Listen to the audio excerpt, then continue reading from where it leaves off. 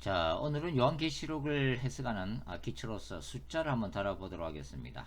요한계시록에 등장하는 숫자, 문자적으로 해석해야 할까요? 아니면 상징적으로 해석해야 할까요? 자, 요한계시록이라고 하는 책은 세 가지 성격을 가지고 있다고 말씀을 드렸죠. 첫 번째가 어떤 성격을 가지고 있습니까? 그렇습니다. 바로 편지의 형식을 가지고 있죠. 두 번째는 예언서적인 성격을 가지고 있습니다. 그 예언서라면 반드시 이루어질, 문자적으로 이루어질 사건들을 기록하고 있는 거죠. 그 다음에 이제 세 번째가 바로 묵시문학적인 성격을 가지고 있습니다. 그러니까 이 요한계시록이 에스겔서나 다니엘서와 같은 어떤 상징성을 가지고 있다고 하는 거죠. 자, 요한계시록에 나오는 이 숫자들은 수비학적인 그리고 당시 로마 세계에 있어서 어떤 상징성을 가지고 있다고 먼저 말씀을 드릴 수가 있습니다. 요한계시록에서 가장 많이 등장하는 숫자가 뭡니까? 그렇습니다. 바로 7이라고 하는 숫자죠. 요한계시록 2장과 3장에는 7교회 보내는 주님의 메시지가 기록이 되어 있는데요. 바로 이 7교회라고 하는 것은 당시 소아시아의 그 역사적 교회들로서 7교회만 있었던 것이 아니라 많은 교회들 중에서 특별히 선정된 대표적인 교회로서의 그 7교회를 의미하는 것입니다. 그러니까 상징성을 이제 띠고 있다고 하는 거죠. 7이라고 하는 것이 하나님의 수로서 완전수를 나타내고 있기 때문입니다. 그 외에도 이 7이라고 하는 숫자는 요한계시록 전반에 걸쳐서 아주 빈번하게 등장하고 있죠. 바로 일곱 천사, 또 일곱인, 일곱 나팔, 일곱 대접장, 다 일곱이라고 하는 숫자죠. 그리고 성령님이 이제 요한계시록 그 4장에 보시면 일곱 영으로 묘사가 되어 있죠. 그리고 일곱 교회는 또 일곱 별로도 묘사가 되고 있고 일곱 금촛대라고도 불리고 있습니다. 그 외에도 일곱 머리, 일곱 산이라고 하는 표현들이 요한계시록 17장에도 등장이 되어지고 있죠. 자, 그래서 이 일곱이라고 하는 숫자는 숫자 열과 마찬가지로 어떤 완전수를 나타내고 있는데요. 요한계시록 13장 1절 보시면 바다에서 짐승이 나오죠. 1세기 관점에서 보면은 바로 로마 황제를 의미하고 있는 거고, 종말론적으로 보면 마지막 적그리스도를 의미하고 있죠. 여기 보시면 뿔이 열이요 머리가 7개다라고 표현이 나오죠. 머리가 7, 뿔이 10. 이서 7이나 10에 어떤 차이가 있는 것이 아니라 10이나 7 모두가 뭡니까? 완전한 수를 상징하고 있는 거죠. 그러니까 이 용인 사탄의 아들 적그리스도 입장에서는 7머리나 뿔이 10을 취함으로 인해서 하나님의 완전수를 모방하고 있다는 것을 우리가 알 수가 있는 거죠. 그리고 요한계시록 2장에 보시면 2장 10절에 서머나 교회에 보내는 주님의 메시지가 있는데, 그래서 주님은 뭐라고 말씀하시죠? 너희가 10일 동안 환난을 받으리라, 이렇게 예고를 하고 있습니다. 자, 여기서 서머나 교회가 문자적으로 10일 동안, 딱 10일 동안 고난을 받는다고 우리가 생각할 수는 없겠죠. 그래서 10이라고 하는 숫자는 하나님이 정하신 일정한 기간 동안 이 서머나 교회가 박해를 받을 것임을 말씀하고 있는 거죠. 그 다음에 요한계시록에 이제 3이라고 하는 숫자, 3은 뭐 어떤 상징성을 가지고 있는 겁니까? 바로 삼위일체적 하나님의 숫자를 의미하고 있는 것입니다. 그리고 이제 2라고 하는 숫자는 요한계시록 11장의 두 정인에서 특별히 이제 둘이라고 하는 숫자가 나오는데, 이 2는 정인의 숫자죠. 그래서 이 둘 이상 돼야만이 어떤 법적인 정인으로서의 자격이 주어지기 때문에 두 정인은 바로 복수형을 얘기를 하고 있습니다. 정인의 숫자라고 우리가 그렇게 규정할 수 있는 거죠. 그 다음에 그 요한계시록 보면 이제 4라고 하는 숫자도 나옵니다. 4장 6절에 보시면 하나님의 보호자를 호위하는 네 생물이 등장되어지고 있죠. 여기서 숫자 4가 등장이 되어지고 있습니다. 그래서 4라고 하는 것은 이제 동서남북을 얘기하기도 하고, 그 다음에 세상을 의미하기도 하죠. 그래서 4라고 하는 숫자는 이 세상을 다스림과 관련된 숫자라고 할 수가 있겠습니다. 7장 요한계시록 7장 1절에 보면은 땅의 사방에서 불어오는 바람, 사방이라고 하는 개념이 나오죠. 바로 이제 세상에 쏟아지는 하나님의 재앙적 심판을 예고를 하고 있는 것입니다. 그리고 요한계시록 9장 14절에 보시면 바로 유브라데에 결박한 네 천사에서 또 숫자 4가 등장되어지고, 그 다음에 그 앞에 절에 13절에 보시면 하늘의 금제단의 네 뿔에서 숫자 4가 등장이 되어지고 있습니다. 그러니까 세상과 관련된 동서남북을 상징하는 그런 숫자가 되겠습니다. 그 다음에 요한계시록에 보면은 계시록 8장부터 11장까지 그 7나팔 재앙이 쏟아지는데, 첫 번째 나팔 재앙부터 여섯 번째 나팔 재앙까지는 3분의 1 재앙이라고 그러죠. 그래서 하늘과 땅과 바다와 또 강과 이 피조세계의 3분의 1이라고 하는 숫자로 상징되는 재앙이 닥치고 있죠. 그래서 이 3분의 1이나 4분의 1의 숫자들은 뭘 얘기합니까? 바로 부분적인 재앙을 의미를 하고 있죠. 여러분들 요한계시록 16장 읽어보시면 거기는 뭡니까? 우주적이고 또 전면적인 세계적인 하나님의 마지막 재앙, 셋째 화가 쏟아지는 것을 우리가 볼 수가 있는데요. 이런 이 마지막 재앙은 3분의 1 재앙과는 또 대조를 이루고 있다고 말씀을 드릴 수가 있겠습니다. 그 다음에 요한계시록 11장 두 증인이 1260일 동안 예언을 하고 있죠. 여기서 이제 1260일 3년 6개월이라고 하는 또 숫자가 등장이 되어지고 있는데요.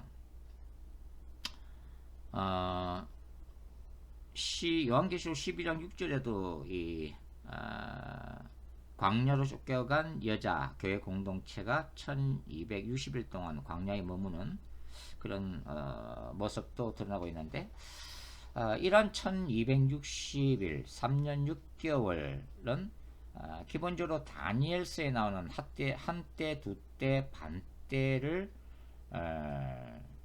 인용하고 있는 거죠. 그리고 이 3년 6개월 1260이라고 하는 것은 또 구약의 엘리야 시대에 하늘문이 닫혔던 그 3년 6개월 동안의 하나님의 심판의 기관을 의미하기도 합니다. 안식교에서는 이것을 1260일을 1260년으로 해석을 하고 있는데 잘못된 해석이라고 볼 수가 있겠습니다. 그래서 이러한 기간들은 문자적인 것이라기보다는 바로 하나님이 정하신 일정 기간을 상징하고 있다고 해석하는 것이 무난하다고 볼 수 있는 거죠. 그 다음에 이제 우리가 요한계시록 7장과 14장에 보면 또 어떤 숫자가 등장하고 있습니까? 바로 14만 4천이라고 하는 숫자가 등장되어지고 있죠. 제가 14만 4천이라고 하는 또 다른 동영상에서 상세하게 이 14만 4천에 대해서 이미 설명을 드렸습니다.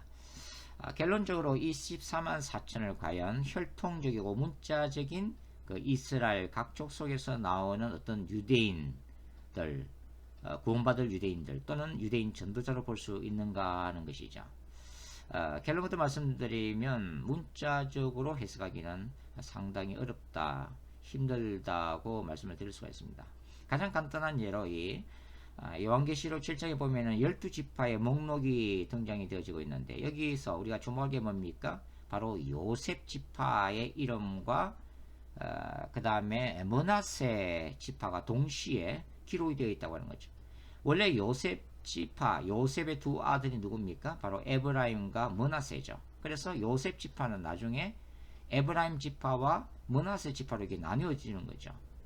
그런데 여기 목록을 보시면 요셉 지파가 나타난과 동시에 므낫세 지파가 나타나는 거죠. 그러니까 요셉 지파가 차라리 없고 에브라임 지파와 므낫세 지파만 나타나면은 다 문제가 없지만 이 요셉 지파와 므낫세 지파가 동시에 나타나기 때문에 뭡니까?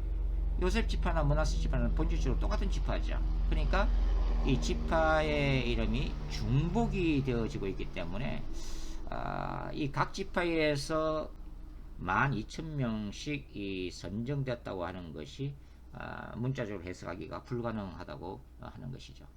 결국은 이 요한계시록 7장에 나오는 이 14만 4천은 민수기 31장 4절에 기초하고 있다고 우리가 볼 수가 있는 거죠.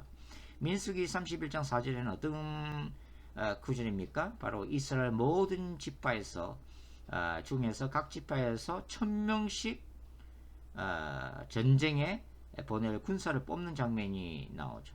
이 1000명이라고 하는 이 1000이라고 하는 숫자도 사실 완전수라고 볼 수가 있는 거죠. 그래서 12,000명을 뽑고 있습니다. 이것은 바로 하나님의 군대의 개념이죠. 그래서 요한계시록에 나오는 이 14만 4천을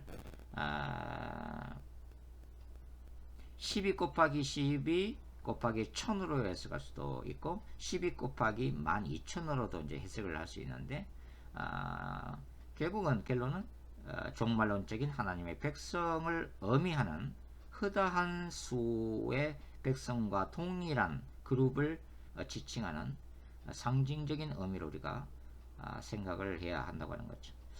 그 다음에 이제 요한계시록에는 12라고 하는 숫자도 이제 등장이 되어지고 있죠. 요한계시록 21장 12절에 보시면 하늘에서 내려오는 새 예루살렘의 문이 몇 개입니까? 바로 12문이죠. 12문. 그리고 거기 보면은 뉴제루살렘에는 구약적 이스라엘의 12지파 이름이 새겨져 있죠.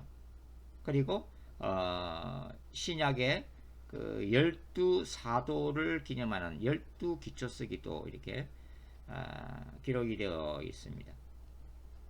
그러니까 이 12이라고 하는 숫자도 바로 상징적이고 묵시적인 숫자로서 하나님의 숫자를 얘기를 하고 있는 거죠.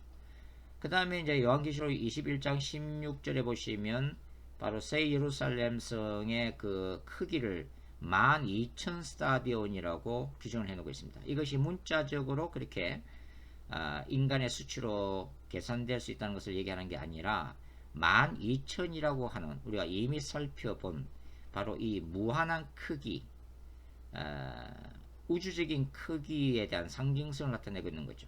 그리고 21장 17절에 보면은 새 예루살렘의 성곽에 대한 수치도 나오는데 거기 보시면 144 큐빗이라고 나오고 있습니다. 이 또한 완전수 12 곱하기 12로서 실제 성곽이 144 큐빗이라는 의미가 아니라 예수님의 재림 후에 하나님의 백성들이 들어가게 될 이 영원한 세계, 영원한 천국의 크기가 바로 무한대라고 하는 것을 상징을 하고 있다는 것을 우리가 기억해야만 할 것입니다.